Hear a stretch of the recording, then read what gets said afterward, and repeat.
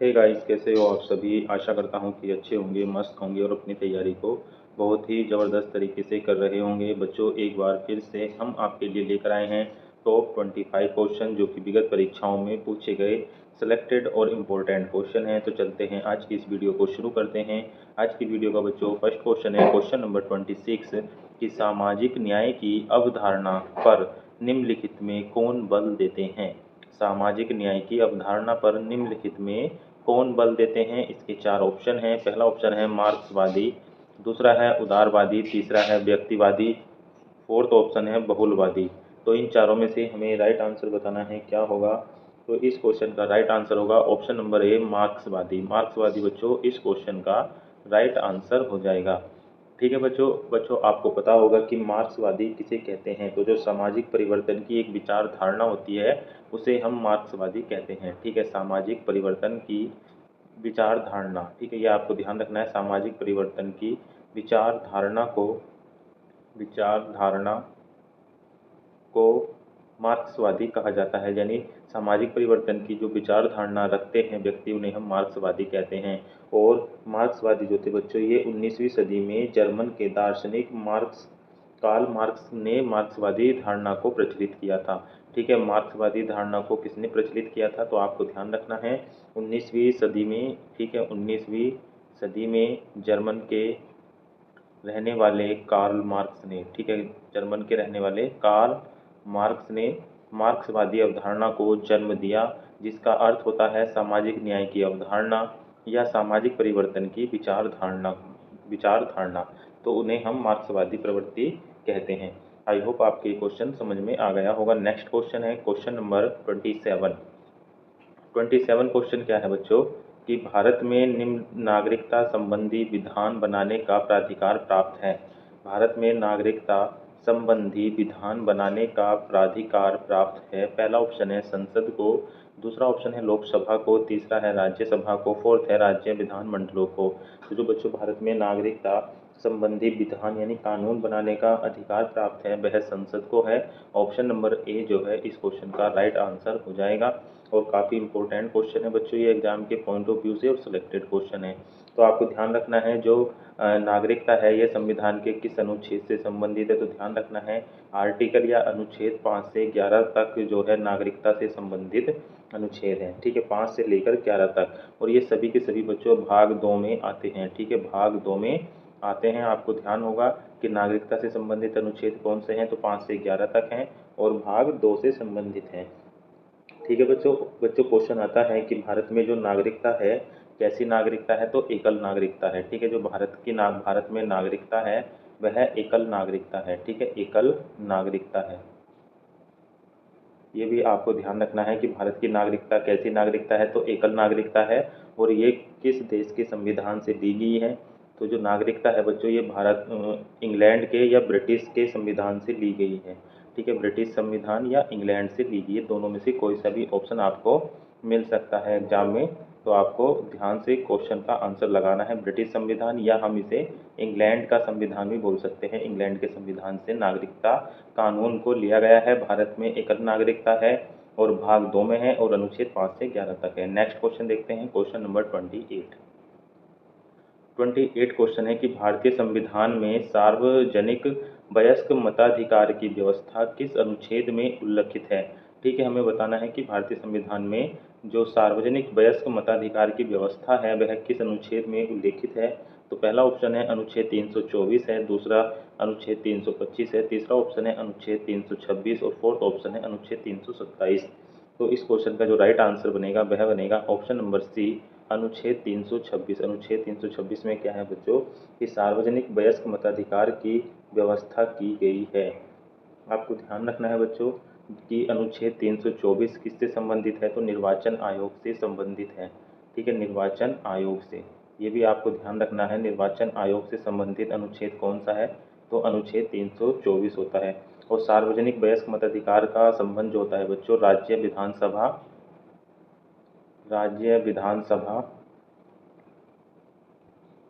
व लोकसभा में लोकसभा। ठीक है, राज्य विधानसभा व लोकसभा में जो अपना मत करते हैं वह सार्वजनिक वयस्क मताधिकार कहलाता है। ध्यान रखना है, जो राज्य की विधानसभा व लोकसभा में अपना मत का प्रयोग किया जाता है तो इनकी जो चुनाव प्रक्रिया होती है वह है सार्वजनिक वयस्क मताधिकार के तहत होती है। ये भी आपको ध्यान रखना है। अनुच्छेद 324 निर्वाचन आयोग से संबंधित है और अनुच्छेद 326 में यह व्यवस्था दी गई है। नेक्स्ट क्वेश्चन है क्वेश्चन नंबर 29 क्वेश्चन क्या है कि मैं ही राज्य हूँ यह घोषणा निम्नलिखित में से किसने की थी। मैं ही राज्य हूँ यह घोषणा निम्नलिखित में से किसने की थी। तो फर्स्ट ऑप्शन है जेम्स प्रथम ने, दूसरा है रॉबर्ट फिल्मर ने, तीसरा ऑप्शन है 14वें लुई ने और फोर्थ ऑप्शन है पोप प्रथम ने। तो इस क्वेश्चन का जो राइट आंसर है वह है ऑप्शन नंबर सी, ठीक है, लुई 14वें ने। ठीक है, ऑप्शन सी जो है लुई 14वें ने यह घोषणा की थी कि मैं ही राज्य हूँ। तो आपको ध्यान रखना होगा बच्चों, जो लुई 14वें थे ये कहाँ के थे, तो ये फ्रांस के राजा थे। ठीक है, फ्रांस के राजा थे ये। लुई 14वें जो थे फ्रांस के किंग या राजा थे। ठीक है, और फ्रांस की जो कैपिटल है बच्चों आपको ध्यान रखना है पेरिस है। फ्रांस की जो राजधानी है वह कौन सी है, तो पेरिस है। और आपको ध्यान रखना है जो फ्रांस की भाषा है बच्चों वह फ्रेंच है। ठीक है, नहीं फ्रांसीसी है, यानी फ्रांसीसी वहाँ की भाषा है। ये भी आपको ध्यान रखना है। और वहाँ के जो लोग हैं बच्चों, जो फ्रांस के लोग हैं ये ईसाई धर्म को मानते हैं। ईसाई धर्म या कैथोलिक धर्म भी हम इसे बोलते हैं, कैथोलिक धर्म को भी मानते हैं, ईसाई धर्म या कैथोलिक धर्म। ठीक है, तो मैं ही राज्य हूँ यह घोषणा किसने की थी, तो 14वें लुई ने करी थी। नहीं, ऑप्शन सी जो है इस क्वेश्चन का राइट आंसर है। लुई 14वें बच्चों ये फ्रांस के राजा थे। फ्रांस की राजधानी यानी कैपिटल पेरिस होती है, वहाँ की भाषा फ्रेंच यानी फ्रांसीसी होती है। और वहाँ के जो लोग हैं बच्चों ईसाई धर्म यानी कैथोलिक धर्म को मानने वाले होते हैं। बढ़ते हैं नेक्स्ट क्वेश्चन की ओर। नेक्स्ट क्वेश्चन है क्वेश्चन नंबर 30 क्वेश्चन क्या है बच्चों की भूतपूर्व राजाओं के विशेषाधिकार को किस संवैधानिक संशोधन द्वारा समाप्त किया गया। ठीक है, जो भूतपूर्व राजा थे हमारे देश में, जो देशी रियासतें थी, तो उनके विशेषाधिकार को कब समाप्त किया गया।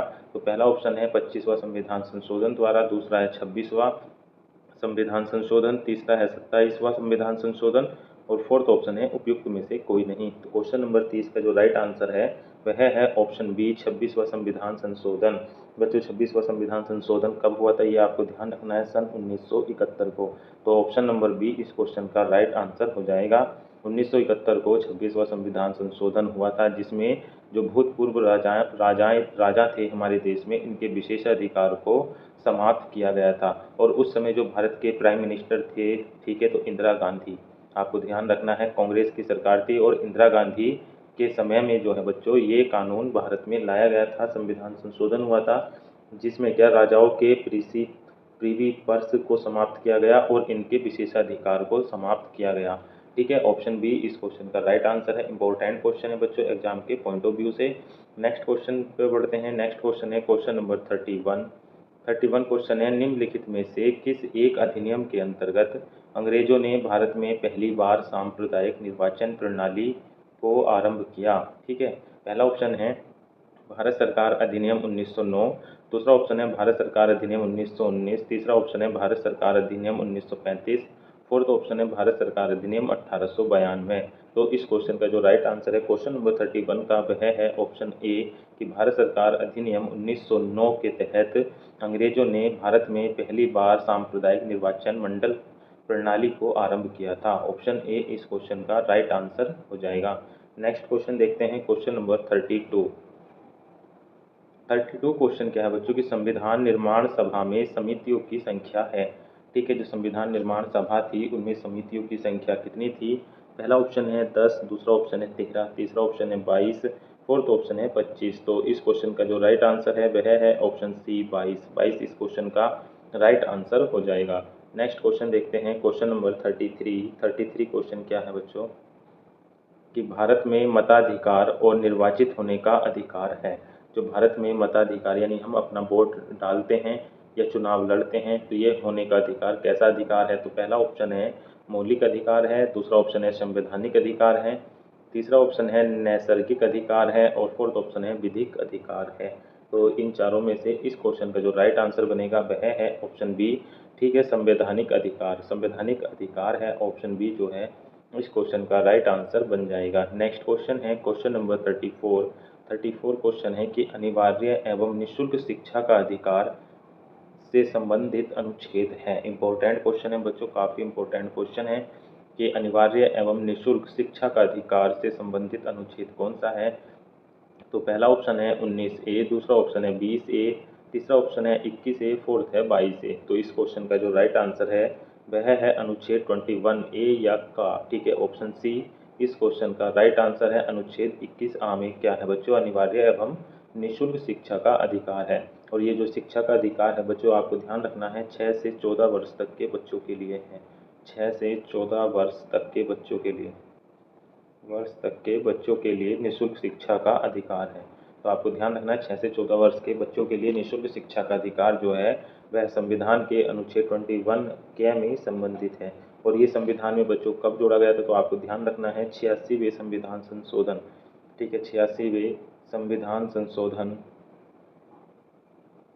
86वें संविधान संशोधन 2002 में, ठीक है, 2002 में।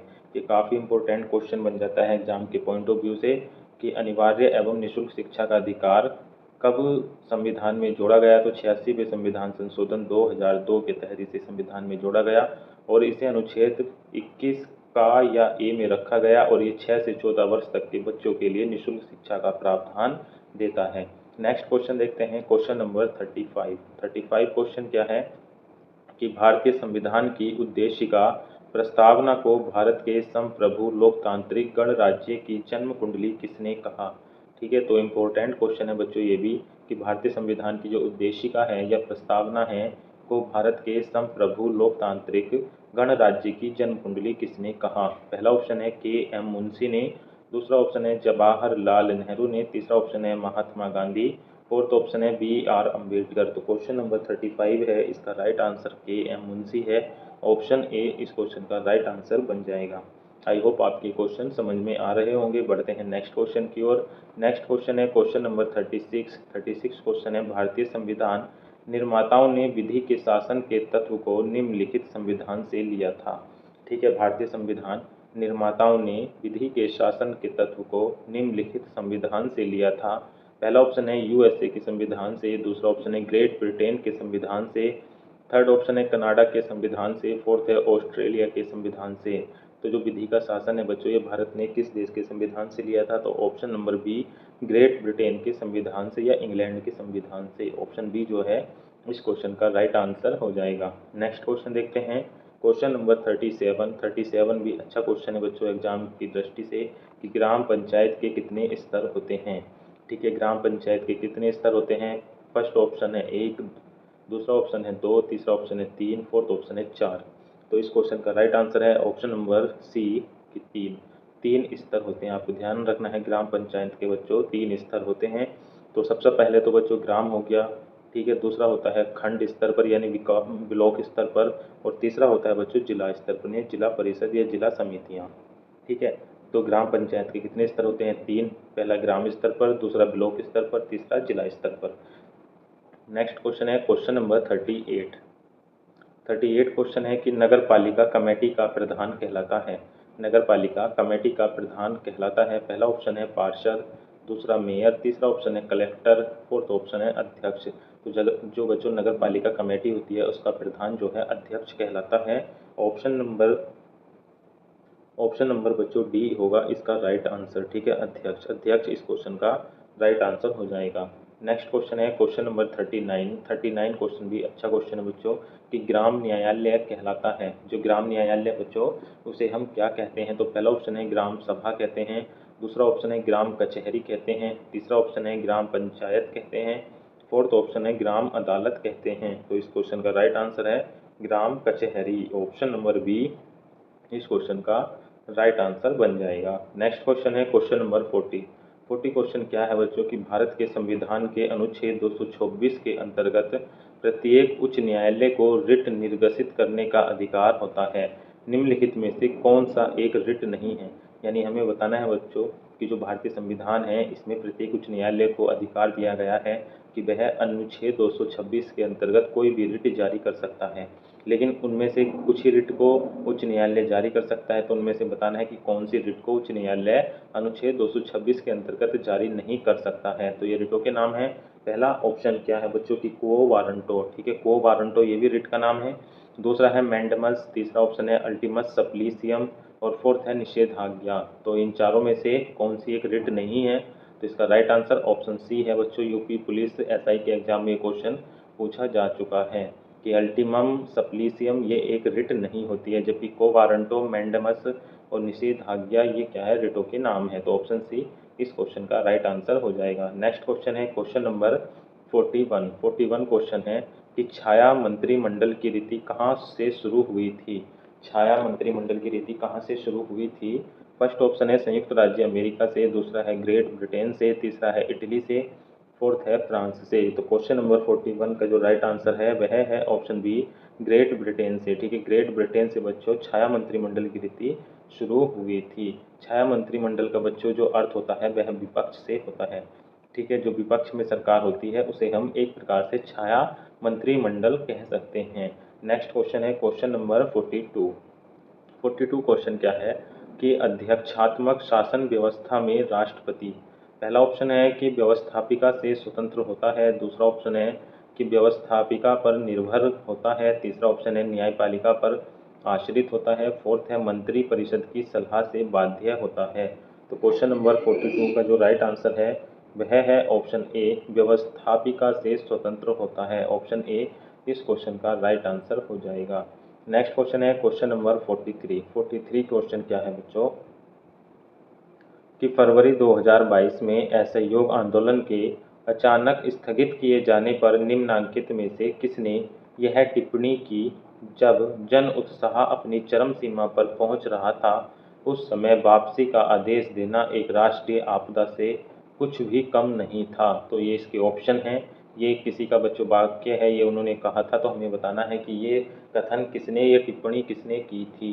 तो पहला ऑप्शन है मोतीलाल नेहरू ने, दूसरा ऑप्शन है सुभाष चंद्र बोस ने, तीसरा है CR यानी चित्तरंजन दास ने और फोर्थ ऑप्शन है मोहम्मद अली, ठीक है। जो ऑप्शन डी है वह है मोहम्मद अली, ठीक है, मोहम्मद अली ने।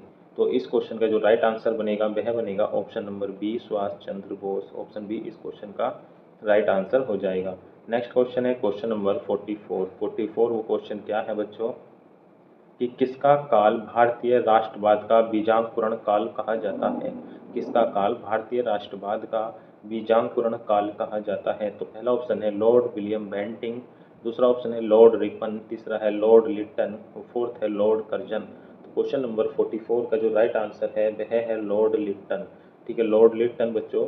ऑप्शन सी इस क्वेश्चन का राइट आंसर हो जाएगा और ये क्वेश्चन काफ़ी इंपॉर्टेंट क्वेश्चन है एग्जाम के पॉइंट ऑफ व्यू से। नेक्स्ट क्वेश्चन है क्वेश्चन नंबर 45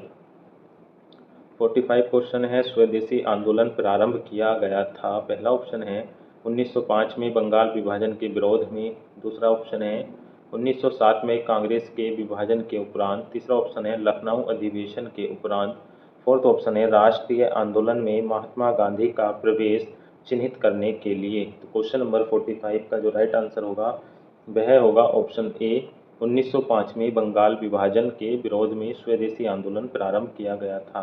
बच्चों आपको ध्यान रखना है स्वदेशी आंदोलन जो प्रारंभ हुआ था वह हुआ था 7 अगस्त 1905 को, ठीक है, 7 अगस्त 1905 को स्वदेशी आंदोलन प्रारंभ हुआ था। तो ऑप्शन ए जो है इस क्वेश्चन का राइट आंसर हो जाएगा। इसमें क्या है बच्चों स्वदेशी आंदोलन में जो बाह्य वस्तुएं थी उनका विरोध किया गया था, ठीक है, विदेशी वस्तुओं का विरोध किया गया था और स्वदेशी वस्तुओं को अपनाने की बात की गई थी। नेक्स्ट क्वेश्चन है क्वेश्चन नंबर 46 क्वेश्चन क्या है कि बिना संसद सदस्य हुए निम्नलिखित में से किसको संसद के दोनों सदनों की कार्यवाही में भाग लेने का अधिकार है। पहला ऑप्शन है भारत के प्रमुख कानूनी सलाहकार को, दूसरा है भारत के महान्यायवादी को, तीसरा ऑप्शन है भारत के महालेखा परीक्षक एवं नियंत्रक को, फोर्थ ऑप्शन है भारत के मुख्य न्यायाधीश को। तो इस क्वेश्चन का राइट आंसर क्या बनेगा बच्चों? इसका राइट आंसर बनेगा ऑप्शन नंबर बी, भारत के महान्यायवादी को, जो कि अटॉर्नी जनरल कहा जाता है और ये अनुच्छेद 76 से संबंधित होते हैं। ठीक है, तो ऑप्शन बी इस क्वेश्चन का राइट आंसर है। इन्हें संसद की किसी भी सदन में भाग लेने का अधिकार होता है। नेक्स्ट क्वेश्चन है क्वेश्चन नंबर 47। 47 क्वेश्चन है कि भारतीय और अमेरिकी संघवाद में जिस एक बिंदु पर समानता पाई जाती है वह है। तो पहला ऑप्शन है अवशिष्ट शक्तियों का केंद्र के पास होना, दूसरा ऑप्शन है अवशिष्ट शक्तियों का राज्यों के पास होना, तीसरा ऑप्शन है कुछ मामलों में समवर्ती क्षेत्र का प्रावधान है, तीसरा और फोर्थ ऑप्शन है केंद्र और राज्यों के बीच विवाद में सर्वोच्च न्यायालय निर्णायक है। तो क्वेश्चन नंबर 47 का जो राइट आंसर है वह है ऑप्शन डी, केंद्र और राज्यों के बीच विवाद में सर्वोच्च न्यायालय निर्णायक है। ऑप्शन डी जो है इस क्वेश्चन का राइट आंसर हो जाएगा। नेक्स्ट क्वेश्चन है क्वेश्चन नंबर 48 क्वेश्चन क्या है कि न्यायिक पुनरावलोकन की व्यवस्था पाई जाती है। ठीक है, 48 क्वेश्चन है कि न्यायिक पुनरावलोकन की व्यवस्था पाई जाती है। पहला ऑप्शन है केवल भारत में, दूसरा है केवल ब्रिटेन में, तीसरा ऑप्शन है केवल संयुक्त राज्य अमेरिका में, फोर्थ ऑप्शन है भारत और संयुक्त राज्य अमेरिका दोनों में। तो क्वेश्चन नंबर 48 का जो राइट आंसर है वह है ऑप्शन डी, भारत और संयुक्त राज्य अमेरिका दोनों में। ठीक है, न्यायिक पुनरावलोकन की व्यवस्था पाई जाती है। ऑप्शन डी इस क्वेश्चन का राइट आंसर हो जाएगा। नेक्स्ट क्वेश्चन है क्वेश्चन नंबर 49 क्वेश्चन है कि स्वतंत्रता या मृत्यु का नारा किसके द्वारा दिया गया। ठीक है, स्वतंत्रता या मृत्यु का नारा किसके द्वारा दिया गया? पहला ऑप्शन है फ्रांसीसी सेना, दूसरा है अमेरिकी सेना, तीसरा ऑप्शन है ब्रिटिश सेना, फोर्थ ऑप्शन है जर्मनी सेना। ठीक है, जर्मन सेना। तो इन चारों में से हमें राइट आंसर बताना है कि किस सेना के द्वारा स्वतंत्रता या मृत्यु का नारा दिया गया था। तो उस समय की बात है बच्चों जब अमेरिका, ठीक है, अमेरिका पर ब्रिटिश शासन था। तो ऑप्शन बी इस क्वेश्चन का राइट आंसर होगा, अमेरिकी सेना द्वारा। ऑप्शन बी इस क्वेश्चन का राइट आंसर बन जाएगा। नेक्स्ट क्वेश्चन है और इस वीडियो का बच्चों ये लास्ट क्वेश्चन होगा, क्वेश्चन नंबर 50 कि प्रत्यक्ष प्रजातंत्र का अस्तित्व किस देश में है। फर्स्ट ऑप्शन है ग्रेट ब्रिटेन में, दूसरा है संयुक्त राज्य अमेरिका में, तीसरा है स्विट्जरलैंड में, फोर्थ है फ्रांस में। तो इस क्वेश्चन का राइट आंसर ऑप्शन सी है स्विट्जरलैंड। स्विट्जरलैंड में प्रत्यक्ष प्रजातंत्र का अस्तित्व है। ऑप्शन सी इस क्वेश्चन का राइट आंसर हो जाएगा। आई होप आपको ये वीडियो अच्छी लगी होगी। इसके क्वेश्चन टॉप 25 सिलेक्टेड और इम्पोर्टेंट क्वेश्चन थे। तो अगर आपको इस क्लास का दोबारा से रिवीजन करना है तो इस क्लास की पीडीएफ हमारे टेलीग्राम ग्रुप में मिल जाएगी। टेलीग्राम ग्रुप का लिंक बच्चों इस वीडियो के डिस्क्रिप्शन में है। और वीडियो को लाइक करें, चैनल को सब्सक्राइब करें और अपने दोस्तों में शेयर करें। आज की वीडियो में इतना ही। धन्यवाद, जय हिंद।